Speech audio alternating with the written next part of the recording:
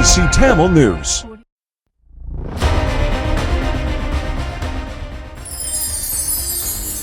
டிபிசியின் தலைப்புச் செய்திகள். இலங்கை ஜனாதிபதி தேர்தல் வரலாற்றில் மிகவும் கூடுதல் எண்ணிக்கையில் வேட்பாளர்கள் போட்டியிடுவது இந்த தடவையாகும். ஜனாதிபதி ரணில் விக்ரமசிங்காவுக்கு கேஸ் சிலிண்டர் சின்னம் ஒதுக்கப்பட்டிருக்கிறது. தேர்தல் பிரச்சாரங்களின் போது முக்கியமான வேட்பாளர்களுக்கு மாத்திரம் அதிகரித்த பாதுகாப்பு வழங்கப்படும். வேலுக்குமார் இன்று செய்துள்ள செயல் மிக பெரிய வரலாற்று துரோகம் என மனோ கணேசன் தெரிவித்துள்ளார்.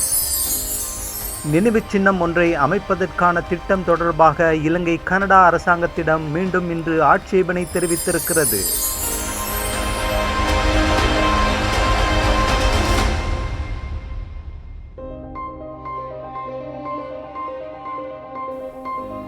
வணக்கம்.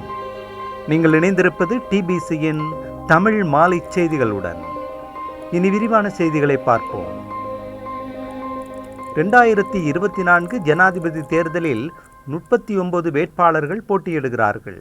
இன்று தேர்தல்கள் ஆணைக்குழுவில் இவர்கள் நியமன பத்திரங்கள் ஏற்றுக்கொள்ளப்பட்டன. நியமன பத்திரங்கள் குறித்து ஆட்சேபனைகள் சமர்ப்பிக்கப்பட்ட போதிலும் பொருத்தமான சட்ட ஏற்பாடுகளின் பிரகாரம் அவை அமையவில்லை என்பதால் நிராகரிக்கப்பட்டன. நேற்று நண்பகல் வரை கட்டுப்பணத்தை செலுத்தியதில் 40 வேட்பாளர்களில் 39 பேர் இன்று நியமன பத்திரங்களை தாக்கல் செய்தனர். அவை சகலதும் ஏற்றுக்கொள்ளப்பட்டன. நியமன பத்திரங்கள் ஏற்றுக்கொள்ளும் செயல்முறைகள் இன்று காலை 11 மணிக்கு நிறைவடைந்தன. ஜனாதிபதி தேர்தலில் வாக்களிப்பு செப்டம்பர் 21 காலை 7 மணி தொடக்கம் மாலை 4 மணி வரை இடம்பெறும். இலங்கை ஜனாதிபதி தேர்தல் வரலாற்றில் மிகவும் கூடுதல் எண்ணிக்கையில் வேட்பாளர்கள் போட்டியிடுவது இந்த தடவையாகும். 2019 ஜனாதிபதி தேர்தலில் 35 வேட்பாளர்கள் போட்டியிட்டார்கள் என்பது குறிப்பிடத்தக்கது. வேட்பாளர்களின் எண்ணிக்கை அதிகரிப்பதன் விளைவாக ஏற்கனவே மதிப்பிடப்பட்ட 1000 கோடி ரூபாவையும் விட கூடுதல் நிதி ஜனாதிபதி தேர்தல் செயல்முறைகளுக்கு தேவைப்படும் என்று தேர்தல்கள் ஆணைக்குழுவின் தலைவர் RMAL ரத்நாயக்க தெரிவித்திருந்தார்.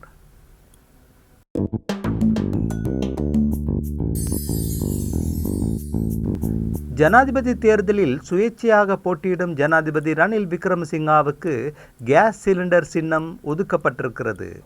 அரசியல் கட்சிகளின் வேட்பாளர்கள் அவர்களது கட்சிகளின் சின்னங்களில் போட்டியிடுகிறார்கள். பெருவாரியான சுயேட்சை வேட்பாளர்களுக்கு சின்னங்களை தேர்தல்கள் ஆணைக்குழு ஒதுக்கியது. சுயேட்சை வேட்பாளரான முன்னாள் இராணுவ தளபதி சரத் பொன்சேகாவுக்கு லாந்தர் சின்னமும் தமிழ் பொது வேட்பாளர் அரியநேத்திரனுக்கு சங்கு சின்னமும் ஒதுக்கப்பட்டிருக்கிறது.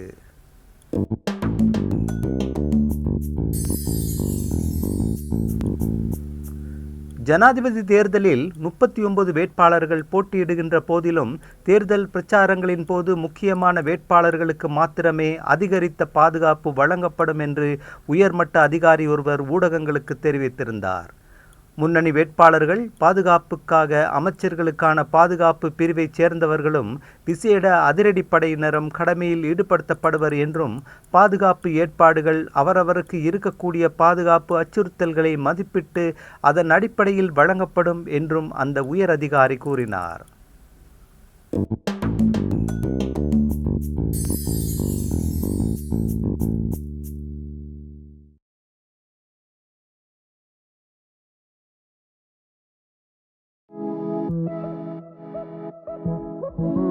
தாயகத்தில் தமிழ் தேசிய கட்சிகளும் தமிழ் மக்கள் பொதுச்சபையும் இணைந்து இணைய வழியாக கலந்து கொள்ளும் ஒன்று கூடல்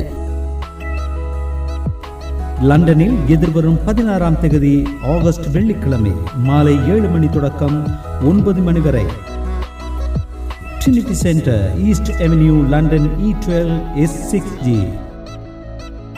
செப்டம்பர் 21 நடைபெறவுள்ள இலங்கை ஜனாதிபதி தேர்தலில் ஓர் தமிழ் பொது வேட்பாளரை நிறுத்தி தமிழ் மக்களின் சட்டபூர்வமான அபிலாஷைகளை சர்வதேச அரங்கில் முன்னகர்த்த முன்வந்துள்ளன.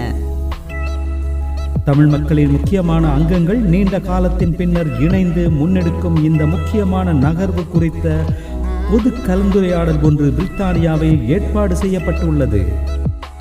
இக்கலந்துரையாடலில் தமிழ் மக்களின் எதிர்காலம் குறித்து அக்கறையுள்ள லண்டனில் அனைவரையும் கலந்து கொள்ளுமாறு வேண்டுகின்றோம். தொடர்புகளுக்கு 0795691911. தொடர்புகளுக்கு 0715691911. தமிழ் தேசிய கட்சிகளும் தமிழ் மக்கள் பொதுச்சபையும் இணைந்து இணைய வழியாக கலந்து கொள்ளும் ஒன்று கூடல்.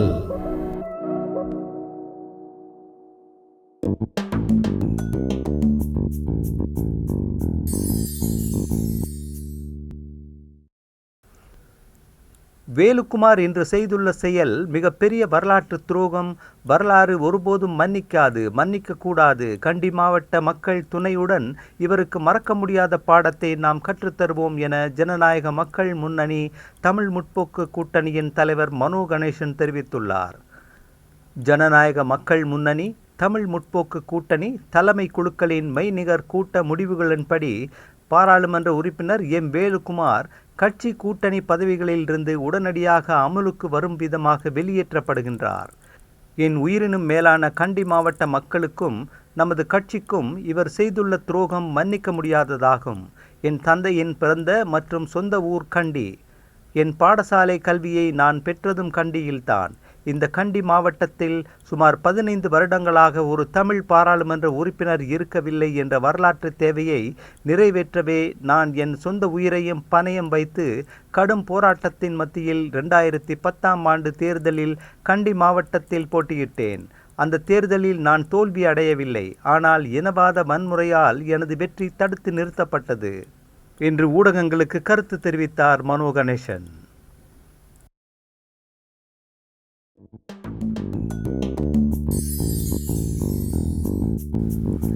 ஜனாதிபதி தேர்தலில் பிளாஸ்டிக் மற்றும் பொலித்தீன் பயன்படுத்த வேண்டாம் என்று தேர்தல்கள் ஆணைக்குழு வேட்பாளர்களை வலியுறுத்தி கேட்டிருக்கின்றது. சுற்றாடல் பாதுகாப்பு அமைச்சின் வழிகாட்டல் மற்றும் 2017 செப்டம்பரில் விதிக்கப்பட்ட தடை ஆகியவற்றின் பிரகாரமே இந்த வேண்டுகோளை ஆணைக்குழு விடுத்திருக்கிறது.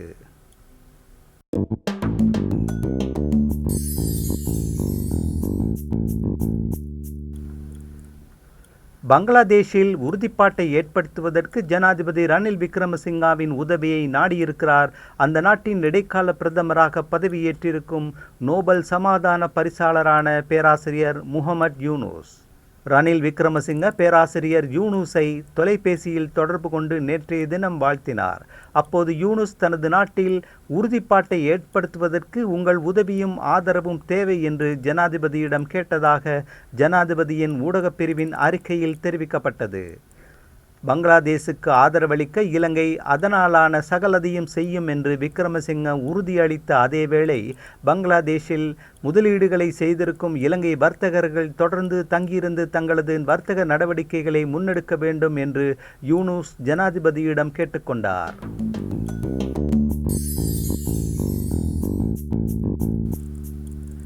ஜனாதிபதி விக்ரமசிங்காவுக்கு ஜனாதிபதி தேர்தலில் ஆதரவு அளிக்கும் ஸ்ரீலங்கா பொதுஜன பெரமுனவின் பாராளுமன்ற உறுப்பினர்களுக்கு அடுத்த பாராளுமன்ற தேர்தலில் தாமரைமுட்டு சின்னத்தில் போட்டியிடுவதற்கு அனுமதி வழங்கப்பட மாட்டாது என்று அக்கட்சியின் பொதுச் செயலாளர் சாகர காரியவசம் கூறியிருக்கிறார். ஜனாதிபதி தேர்தலில் பொதுஜன பெரமுனவின் வேட்பாளராக அதன் தேசிய அமைப்பாளர் நாமல் ராஜபக்ஷ போட்டியிடுகின்ற போதிலும் அமைச்சர்களான இராஜாங்க அமைச்சர்கள் உட்பட பெரும்பான்மையான பொதுஜன பெரமுன பாராளுமன்ற உறுப்பினர்கள் ஜனாதிபதி ரணில் விக்ரமசிங்காவையே ஆதரிக்கின்றார்கள். ஜனாதிபதி தேர்தலை தொடர்ந்து பாராளுமன்ற தேர்தலும் நடத்தப்படும் என்று எதிர்பார்க்கப்படும் நிலையில் விக்ரமசிங்காவை ஆதரிக்கும் உங்கள் கட்சியின் பாராளுமன்ற உறுப்பினர்களுக்கு அடுத்த பாராளுமன்ற தேர்தலில் கட்சி வேட்பாளராக போட்டியிட அனுமதி வழங்கப்படுமா என்று காரியவசத்திடம் செய்தியாளர்கள் கேட்டபோது, எமது கட்சியின் வேட்பாளருக்கு அல்லாமல் வேறு வேட்பாளருக்கு ஆதரவு அளிக்கும் பாராளுமன்ற உறுப்பினர்களுக்கு எதிராக ஒழுக்காற்று நடவடிக்கை எடுக்க நாம் தீர்மானித்திருக்கின்றோம். கட்சியின் கட்டுப்பாட்டை மீறியவர்களுக்கு எதிராக ஒழுக்காற்று நடவடிக்கை எடுப்பதை தவிர அடுத்த பாராளுமன்ற தேர்தலில் வேட்பாளராக அவர்களை நியமிப்பது பற்றி பேசுவதில் அர்த்தமில்லை என்று கூறினார். எனவே அந்த பாராளுமன்ற உறுப்பினர்களுக்கு பொதுஜன பெரமுனவின் வேட்பாளர் நியமனம் கிடைக்காதா என்று காரியவசத்திடம் திருப்பி கேட்டபோது ஆம் என்று பதிலளித்தார்.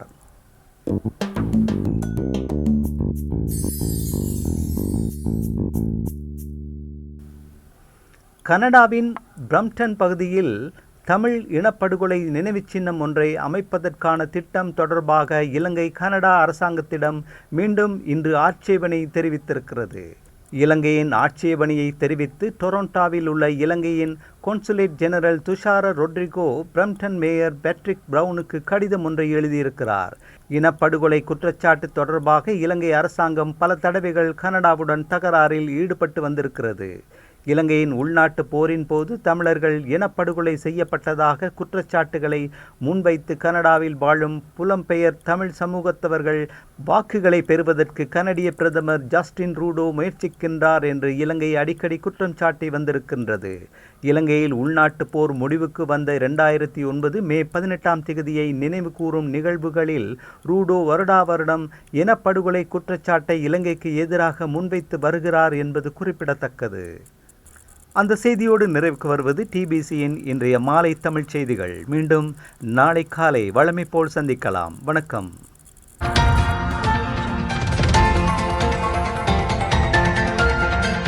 TBC Tamil News.